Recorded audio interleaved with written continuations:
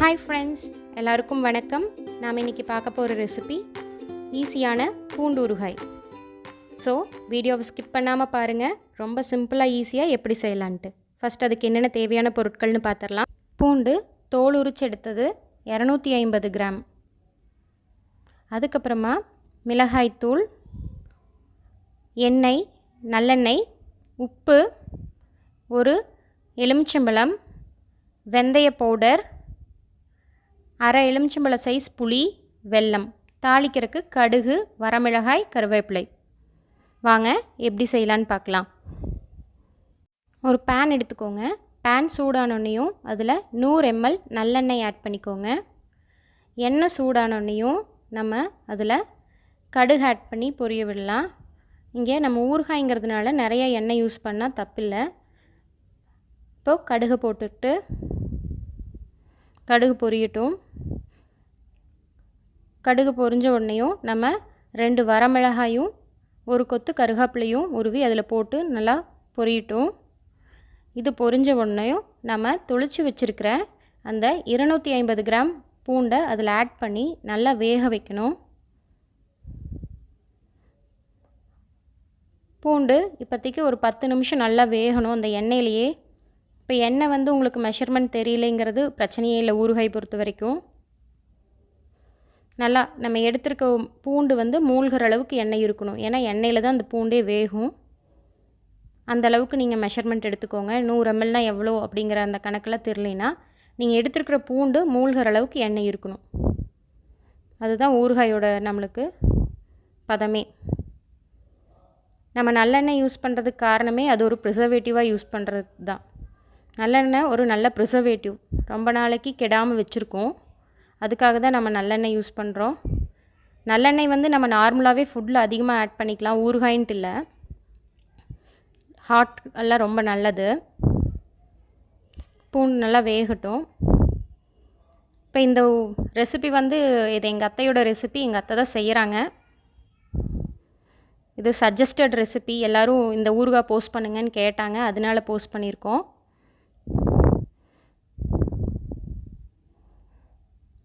இப்போ பூண்டு ஓரளவுக்கு வெந்துருச்சு. அதில் தேவையான அளவுக்கு உப்பு ஆட் பண்ணிக்கோங்க. உப்பு ஆட் பண்ணிவிட்டு நல்லா வதங்கட்டும். நல்லா வேகணும். ஆனால் ரொம்ப நெகுன்னு வெந்துடக்கூடாது. நான் அது உங்களுக்கு காமிக்கிறேன், அத்தை காமிப்பாங்க. இப்போ இது நல்லா வெந்துருச்சு ஓரளவுக்கு. இந்த கன்சிஸ்டன்சியில் இந்த டைமில் நம்ம மிளகாத்தூள் அளந்து போட்டுக்கலாம். இதில் நான் 4 டேபிள் ஸ்பூன் மிளகாத்தூள் யூஸ் பண்ணியிருக்கேன். 4 வரமிளகாய்த்தூள். வேறு எந்த குழம்பு மிளகாய்த்தூளெல்லாம் யூஸ் பண்ணால் ஊறுகாய் நல்லாவே இருக்காதுங்க. அதனால் வெறும் ட்ரை ரெட் சில்லி வரமிளகாத்தூள், ப்ளைனாக வரமிளகாய் அரைச்சி வச்சுருப்போம் இல்லைங்களா, அது மட்டும் யூஸ் பண்ணுங்கள் ஊறுகாய்க்கு. பாருங்கள் எவ்வளோ கலர், பாருங்கள் எப்படி கலர்ஃபுல்லாக இருக்குல்ல பார்க்குறக்கே. அதுக்கப்புறம் 1/4 கப் 60 ml புளித்தண்ணி, அரை எலுமிச்சம்பழ சைஸ் புளி எடுத்துருந்தோம் இல்லைங்களா, அதை கரைச்சி அதில் புளித்தண்ணி ஆட் பண்ணிக்கிறோம்.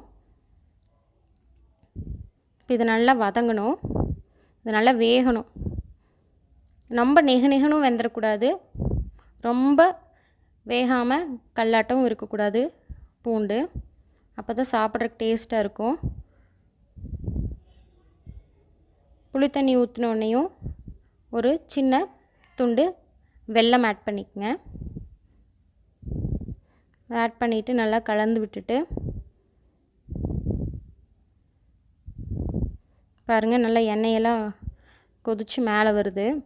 இப்போது இந்த சமயத்தில் அந்த ஒரு எலுமிச்சம்பழத்தை புழிஞ்சு வச்ச ஜூஸ் எடுத்து அதில் ஊற்றி கலந்து விட்டுக்கோங்க. பாருங்கள் இப்படி அமுத்தி பார்த்திங்கன்னா பூண்டு கட் ஆகணும். இந்த டைமில் அது கட் ஆகலை, அளவாக தான் கட் ஆகுது. இன்னொரு 5 நிமிஷம் வேகட்டும். 5 நிமிஷம் வெந்ததுக்கப்புறம் இப்போ எடுத்து கத்தியில் கட் பண்ணி காமிக்கிறாங்க பாருங்கள். வெந்துருச்சு. அதனால் இப்போது ஒரு ஸ்பூன் வெந்தயத்தை வறுத்து அரைச்சி வச்சுருக்க பொடி, ஒரு ஸ்பூன் பெருங்காயத்தூள், எல்லா பொடியும் ஆட் பண்ணதுக்கப்புறமா மறுபடியும் கடைசியாக 5 மினிட்ஸ் வேகணும். வெந்ததுக்கப்புறமா நம்ம ஊறுகாய் ரெடி ஆயிரும். ஊறுகாய் ஆறுனதுக்கப்புறமா ஒரு ஏர்டைட் ஜாரில் போட்டு மூடி வச்சுக்கோங்க. ஊறுகாயை மேக்ஸிமம் கண்ணாடி ஜாரு இல்லாட்டி ஜாடி இருக்கும் இல்லைங்களா, செராமிக், அதில் போட்டு மூடி வைங்க. இது ரொம்ப நாளைக்கு கெடாமல் அப்படியே இருக்கும். இதோட ஊறுகாய் ரெடி ஆயிடுச்சு. எவ்வளோ ஸ்பைஸியாக இருக்குது.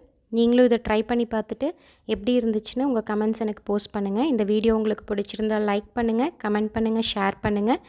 நிறையா வீடியோஸ் பார்க்குறக்கு என்னோடய சேனலை சப்ஸ்கிரைப் பண்ணிக்கோங்க. தேங்க்யூ.